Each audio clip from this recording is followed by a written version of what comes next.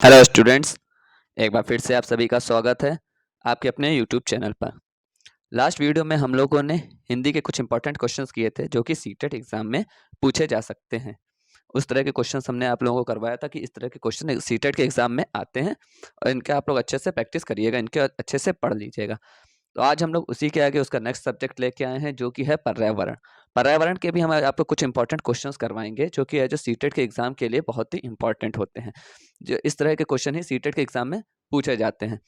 तो आप लोगों के लिए बिल्कुल इंपॉर्टेंट क्वेश्चंस लेके आए हैं पर्यावरण के। आप लोग अच्छे से इसे पढ़िएगा और अच्छे से इसे याद करिएगा और वीडियो को एंड तक जरूर देखिएगा क्योंकि ये बहुत ही अच्छी वीडियो है और इससे आप लोगों को बहुत ही फायदा होगा। इसको आप लोग पढ़ लेंगे तो कोई आपके कुछ ना कुछ अच्छे से तैयारी हो जाएगी पूरे सीटेट की। इसी तरह के और भी क्वेश्चंस आप लोगों के लिए हम डेली लाते रहेंगे जिससे आप लोगों की सीटेट की पूरी अच्छे से तैयारी हो जाए। तो चलिए आज के सेशन की तरफ बढ़ते हैं जिसमें हमारा फर्स्ट क्वेश्चन है, आप लोग देख सकते हैं स्क्रीन पे कि हमारा फर्स्ट क्वेश्चन है वो क्या लिखा है।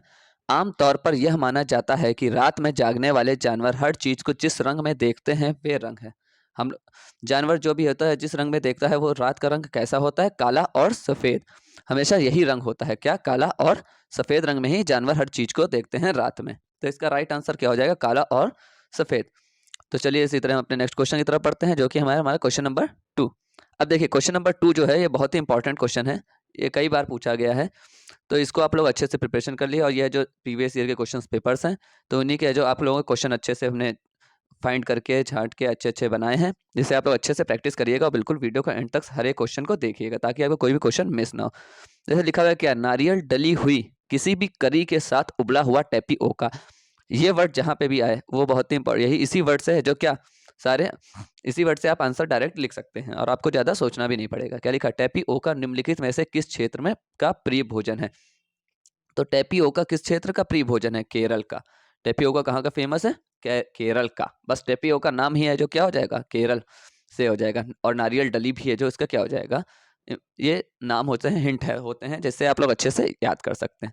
तो चलिए अपने नेक्स्ट क्वेश्चन की तरफ पढ़ते हैं जो कि हमारा क्वेश्चन नंबर 3। अब इसमें देखिए क्या लिखा है। निम्नलिखित में से पेट्रोलियम से क्या प्राप्त नहीं होता है? मतलब कि ये सब चीज इनमें से चारों में से एक चीज ऐसी होगी जो पेट्रोलियम से प्राप्त नहीं होता है, बाकी की चीजें क्या पेट्रोलियम से प्राप्त होती हैं। तो इसी तरह इसमें आपका 2 क्वेश्चन बन जाएगा।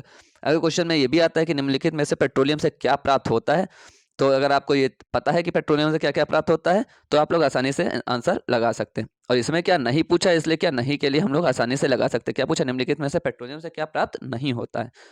तो पेट्रोलियम से क्या प्राप्त नहीं होता है? कोयला प्राप्त होता है, डीजल प्राप्त होता है, मोम जो होता है वो प्राप्त नहीं होता है। तो ये इसका क्या हो जाएगा? इस क्वेश्चन का राइट आंसर हो जाएगा। और ग्रीस भी क्या होता है? प्राप्त होता है। तो इस तरह से ये भी आपका इंपॉर्टेंट हो गया क्या कि तीनों भी आपको पता चल गया कि पेट्रोलियम से प्राप्त होते हैं और ग्रीस मोम जो है वो प्राप्त नहीं होता है।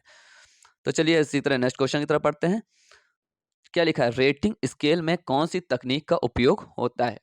रेटिंग स्केल जो होती है उसमें कौन सी तकनीक का उपयोग किया जाता है? तो किस तकनीक का उपयोग किया जाता है?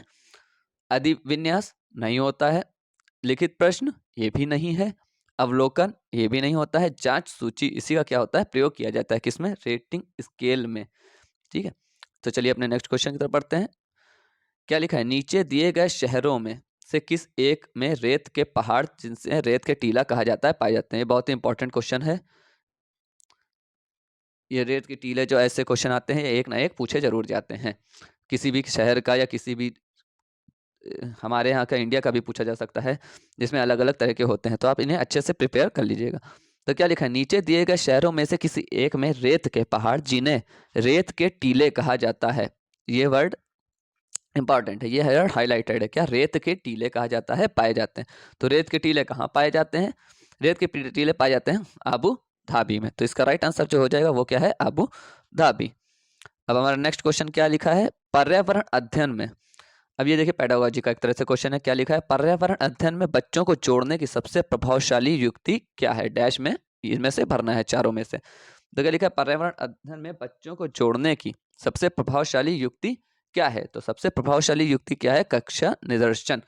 कि कक्षा में बैठा के उन्हें समझाना पढ़ाना सब यही सब क्या कहलाएगा? कक्षा निदर्शन ही इसकी क्या हो जाएगी? सबसे क्या प्रभावशाली युक्ति कहलाएगी। किसकी? क्या जो कक्षा निदर्शन क्या है? बच्चों को जोड़ने की सबसे प्रभावशाली युक्ति होती है। इस युक्ति में शिक्षक क्या करता है? बच्चों को प्रभावशाली तरीके से चित्र देता है, मानचित्र के द्वारा, मतलब उसे पढ़ाना समझाना होता है कि ये जो किस तरह से वो समझ सकता है, ज्ञान उसको बताता है, ज्ञान बांटता है। अपने जितना हम लोगों को ज्ञान होता है, हम लोग यही तो करते हैं कि अपने जितना हम लोग के पास ज्ञान होता है वही तो बांटते रहते हैं। तो क्या कहलाता है? कक्षा निदर्शन इसका क्या हो जाएगा? Right answer. तो चलिए हम अपने नेक्स्ट क्वेश्चन की तरफ बढ़ते हैं, जो कि है हमारा क्वेश्चन नंबर 7। अब इसमें देखिए क्या लिखा है। सबसे पहले क्वेश्चन को पढ़िए कि क्वेश्चन क्या लिखा है, फिर क्या उसमें कह रहा है, और तब उसका राइट आंसर लगाइए। तो इसमें क्या लिखा है? निम्नलिखित में से क्या पर्यावरण अध्ययन में आकलन के लिए संकेतक नहीं होना चाहिए? क्या लिखा है? संकेतक नहीं होना चाहिए। तो इसमें से कौन सा हो जाएगा? निम्नलिखित में से क्या पर्यावरण? ये भी देखिए बहुत ही सिंपल सा क्वेश्चन है और इसका सिंपल सा ही आंसर है। प्रश्न पूछना, ये तो इसका संकेतक होगा। न्याय और समानता के प्रति सरोकार, ये भी इसका होगा। सहभागिता तो बहुत ही जरूरी होती है। याद करना क्या होगा? संकेतक नहीं होगा। किसमें? आकलन में। ये वर्ड जरूर, ये वर्ड भी बहुत इंपॉर्टेंट है। क्या? आकलन के लिए संकेतक नहीं होना चाहिए। तो याद करना क्या होगा? आकलन का संकेतक नहीं होगा। ठीक है, तो इसी तरह हम लोग अपने नेक्स्ट क्वेश्चन की तरफ बढ़ते हैं। तो ये इसका क्या हो जाएगा? याद करना क्या हो जाएगा? इसका राइट आंसर हो जाएगा। ठीक है, याद करना इसका क्या हो जाएगा? राइट आंसर हो जाएगा। तो याद करना क्या? याद करना ही क्या? संकेतक नहीं होगा। ठीक है, तो याद करना इसका क्या हो जाएगा? राइट आंसर हो जाएगा। तो चलिए अपने नेक्स्ट क्वेश्चन की तरफ पढ़ते हैं। नेक्स्ट क्वेश्चन हमारा है, पर्यावरण अध्ययन में शिक्षक के द्वारा बच्चों को स्वयं के आकलन के लिए अवसर देना चाहिए। स्वतः आकलन क्या है? तो आकलन क्या हो जाएगा? सीखने के लिए आकलन। क्या लिखा है? शिक्षक के द्वारा बच्चों को स्वयं के आकलन के लिए। स्वयं का आकलन है ना, तो स्वयं का आकलन बच्चे कैसे करेंगे? जब जो एक दूसरे से देखेंगे कि आप, तुम्हारे में क्या सही है, तुम्हारे में क्या गलत है, तभी तो बच्चा समझ पाएगा कि कैसे आकलन करना है। तो सीखने के लिए आकलन, तो ये तो नहीं होगा। सीसीई, ये तो होगा ही नहीं। सीखने के समान आकलन, क्या है जो इसका राइट आंसर क्या हो जाएगा? सीखने के समान आकलन होना चाहिए। तो ये इसका क्या हो जाएगा? राइट आंसर क्या हो जाएगा? सी वाला। तो नेक्स्ट क्वेश्चन की तरफ बढ़ते हैं, जो कि हमारा क्वेश्चन नंबर 9। अब ये देखिए, ये जो पेडागोजी के थोड़े लॉन्ग क्वेश्चंस होते हैं, इन्हें पढ़ना पड़ता है, अच्छे से समझना पड़ता है, तभी इस क्वेश्चंस को आप लोग अच्छे से कर पाएंगे। तो इसमें देखिए क्या लिखा है। निम्नलिखित में से कौन सा एक पर्यावरण अध्ययन के संबंध में सत्य नहीं है? क्या सत्य नहीं है? ये जो वर्ड्स होते हैं इन्हें बहुत देखिए, कहीं सत्य पूछा जाता है और कहीं सत्य नहीं है पूछा जाता है, दोनों तरीकों से इसमें पूछा जाता है। तो क्या लिखा है? पर्यावरण अध्ययन वर्णों और परिभाषाओं पर बल देता है। पर्यावरण अध्ययन क्या वर्ण और परिभाषाएं रटनों पर बल देता है? बिल्कुल नहीं देता है। तो यही इसका क्या हो जाएगा? राइट आंसर हो जाएगा। पर्यावरण की प्रकृति एकीकृत है, अगर सत्य है पूछा जाता तो ये भी एकीकृत होता। पर्यावरण अध्ययन बाल केंद्रीय अध्ययन है, जाहिर सी बात है। पर्यावरण अध्ययन बच्चों को अपने परिवेश को खोजने का अवसर देता है, ये भी इसका राइट आंसर है। अब यहाँ पे पूछा क्या था? नहीं पूछा था, तो नहीं में तो पहला ही ऑप्शन इसका आएगा, राइट है। तो चलिए अब आज के लास्ट क्वेश्चन की तरफ पढ़ते हैं, जो कि हमारा क्वेश्चन नंबर 10। ये बहुत ही इंपॉर्टेंट क्वेश्चन है, ये आपका आ सकता है।